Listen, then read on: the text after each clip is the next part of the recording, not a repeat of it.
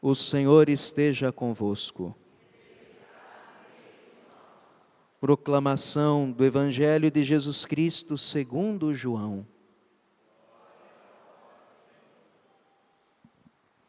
Naquele tempo disse Jesus a Nicodemos: do mesmo modo como Moisés levantou a serpente no deserto, assim é necessário que o Filho do Homem seja levantado, para que todos os que nele crerem tenham a vida eterna. Pois Deus amou tanto o mundo que deu o seu Filho unigênito, para que não morra todo o que nele crer, mas tenha a vida eterna. De fato, Deus não enviou o seu Filho ao mundo para condenar o mundo, mas para que o mundo seja salvo por ele. Quem nele crê não é condenado, mas quem não crê já está condenado, porque não acreditou no nome do Filho unigênito. Ora, o julgamento é este: a luz veio ao mundo, mas os homens preferiram as trevas à luz, porque suas ações eram más. Quem pratica o mal odeia a luz e não se aproxima da luz, para que as suas obras não sejam denunciadas. Mas quem age conforme a verdade aproxima-se da luz, para que se manifeste que as suas ações são realizadas em Deus. Palavra da salvação.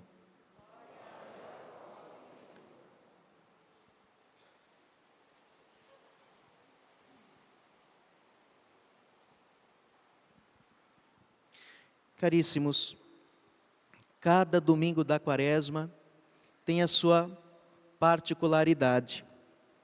E conforme os anos vão passando, nós vamos percebendo cada vez mais a beleza da sequência de cada domingo que vai nos conduzindo à graça da Páscoa. Inclusive, neste domingo, como eu disse, o domingo Alegra-te, a igreja até muda de cor. São 2 dias no ano em que a igreja usa a cor rósea, no 3º domingo do Advento e no 4º domingo da Quaresma, justamente para mostrar esta catequese, esta dinâmica da igreja de nos ir nos preparando cada vez mais para os acontecimentos que se aproximam. Mas, caríssimos, toda a liturgia de hoje, mas principalmente o Evangelho, nos faz refletir sobre a realidade da humanidade. Muitas vezes, por mais que nós compreendamos que existe pecado, e por causa do pecado nosso Senhor Jesus veio a este mundo, mas muitas vezes nós não temos noção de quão desgraçada é a realidade da humanidade. Hoje nem tanto, porque agora nosso Senhor Jesus já nos alcançou a salvação.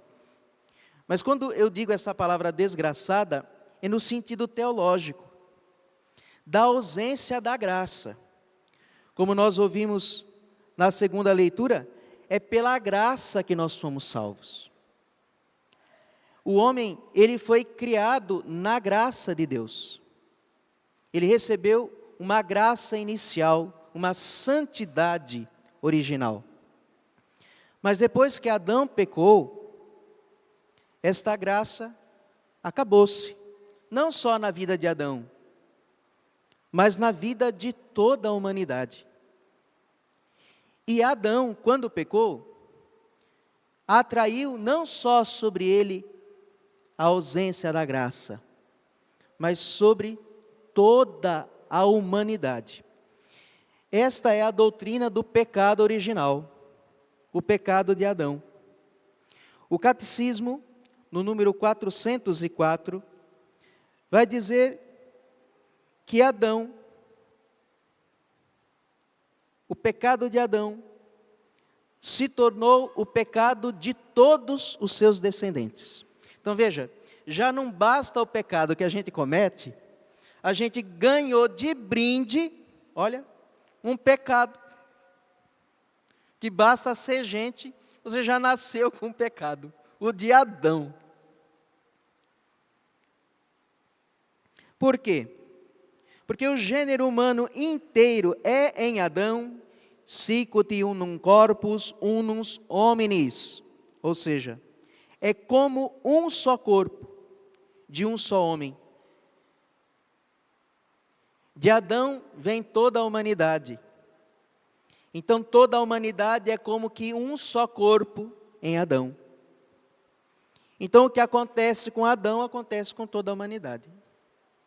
E o que é o pecado original? Como eu disse, ele não é um pecado pessoal, não é um pecado que você cometeu.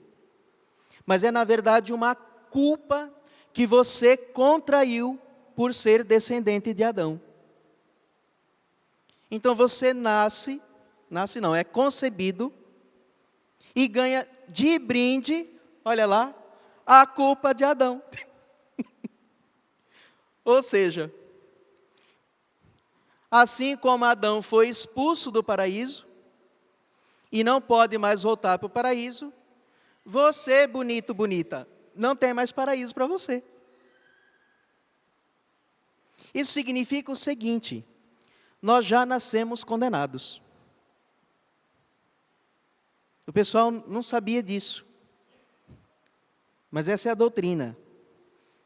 Depois você pode ler a carta de São Paulo aos Romanos, pode retomar essa carta aqui de São Paulo aos Efésios, pode retomar o número 404 do Catecismo e ler os próximos números para entender melhor essa coisa. Mas a situação da humanidade é esta, meus irmãos. Veja, não existe neutralidade na vida espiritual. Não é que você foi concebido neutro e depois vai ser decidido se você vai ser condenado pelas suas obras ou se você será salvo. Não. Você já está condenado, seja bem-vindo ao inferno. Esta é a lástima da humanidade. Por isso que o Evangelho é tão contundente em dizer: Deus amou tanto o mundo, que chegou ao extremo de dar o seu Filho. O que Jesus está dizendo é: Deus fez uma obra extrema, porque o ser humano está numa situação extrema, e o ser humano não é capaz de, por suas próprias forças, reverter este mal. As portas do céu foram fechadas para a humanidade. Ninguém estava no céu até Jesus morrer na cruz. O céu só foi aberto depois que Jesus morreu na cruz. Por isso que no sábado santo, que é quando Jesus está morto, nós lembramos a realidade de que Jesus desceu à mansão dos mortos. Jesus desceu aos infernos para tirar os justos de lá. Não do inferno dos condenados. Não vou entrar muito em detalhes, mas estavam lá no seio de Abraão. O que era o seio de Abraão? Era um limbo. Não era o inferno dos condenados, porque eles eram justos, mas também não era o céu, porque ninguém podia entrar no céu. Não tinha céu, está todo mundo fora do paraíso. Esta é a realidade do ser humano. Por isso que Jesus vai dizer no Evangelho, agora faz sentido o que Jesus diz. Jesus vai dizer que, assim como Moisés levantou a serpente no deserto, ele também precisa ser levantado, e isso é a cruz. Deus amou tanto o mundo que deu seu Filho unigênito, para que não morra todo que nele crer. E aí no versículo 17 Jesus diz: de fato Deus não enviou o seu Filho ao mundo para condenar o mundo, mas para que o mundo seja salvo por ele. Por quê? Porque a condenação já foi conquistada, adquirida por Adão. Então Jesus não veio para condenar, Jesus veio salvar. Porque a condenação já é o estado do ser humano. E é por isso que Jesus ainda continua: quem nele crê não é condenado, mas quem não crê já está condenado. Já está, porque esta é a nossa situação. Mas nosso Senhor veio para ser um novo Adão. E é por isso que Jesus assumiu a condição humana, porque a obra de Cristo é um homem divino que refaz essa história. E assim, como somos um no corpo de Adão e por isso herdamos o seu pecado, quando nós cremos em Cristo e somos batizados, nós nos tornamos um no seu corpo, e o sangue de Cristo nos lava e nos purifica da culpa de Adão. Por isso que nós batizamos as crianças, entre outras coisas, porque o batismo nos lava da culpa de Adão, mas também Cristo alcançou para nós o perdão dos nossos pecados pessoais, que nós cometemos depois, com a nossa própria decisão.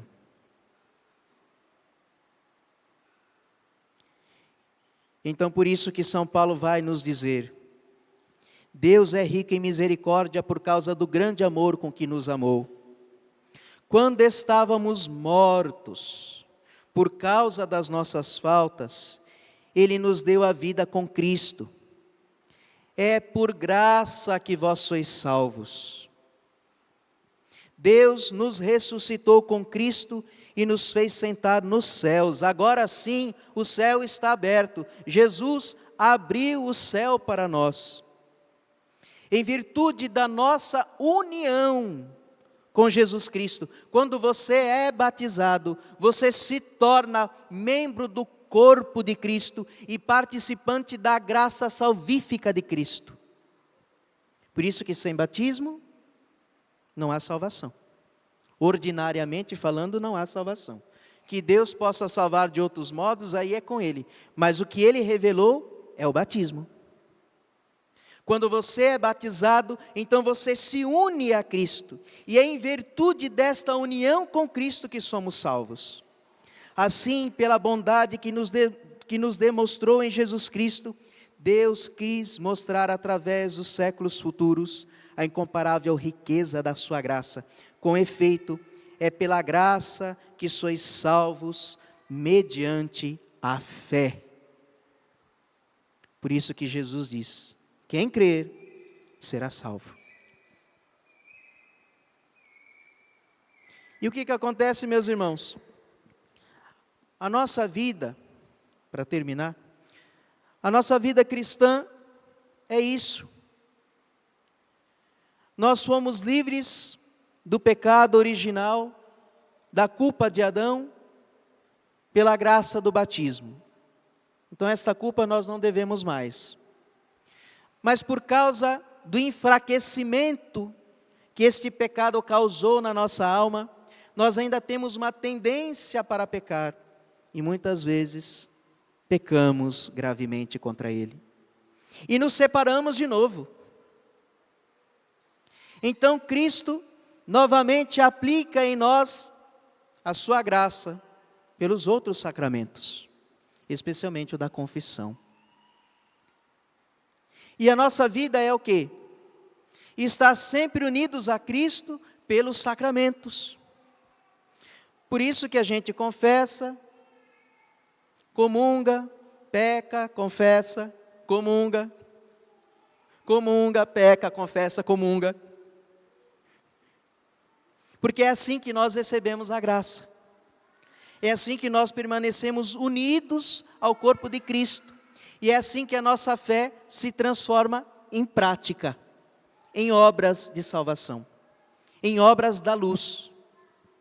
A nossa vida é este campo de batalha para que estejamos unidos sempre com Cristo. E é por isso que nós fazemos quaresma, e é por isso que nós fazemos penitência, porque nós queremos nos unir mais a Jesus. Queremos crescer na fé, porque quanto mais crescermos na fé, quanto mais nós estivermos unidos a Jesus, mais abundante serão as graças para a nossa salvação. Então não dá para se salvar em casa, meu irmão. Tire isso da sua cabeça. Se você não receber os sacramentos, você não será salvo. Porque são estes meios que Cristo usa para nos salvar. Ninguém se salva rezando em casa. Você precisa ser membro de Cristo. E os membros de Cristo são a igreja. É pela igreja que somos salvos. Extra ecclesia nulla salus. Fora da igreja não há salvação, porque não existe sacramento fora da igreja. Quem vai te batizar? Quem vai te perdoar os pecados? Quem vai te dar Jesus eucarístico? Quem vai te dar a unção dos enfermos? O pastor protestante? Bispo do não sei do que, de igreja não sei da onde? Meu irmão, sem os sacramentos, não tem vida eterna. Nós precisamos do corpo de Cristo, e o corpo de Cristo é a igreja. Por isso, todos os anos, nós somos chamados a renovar a nossa aliança com o Senhor. E se nós andamos meio perdidinho, tá bom. Nosso Senhor está estendendo a sua mão e dizendo: volta que ainda dá tempo. Sempre dá tempo, enquanto a vida começa de novo. O meu sangue tem poder para te tirar do mal. Não desista. Deus amou o mundo, Deus amou você. Deus te quis, Deus te escolheu, Deus te preferiu. O sangue de Cristo é seu. Aproveita essa graça. Não nos distanciemos de Cristo. Gente, só não salva quem não quer. Está tudo disponível. Deus deu tudo para nós. Está dado. Deus não faz burocracia para a salvação.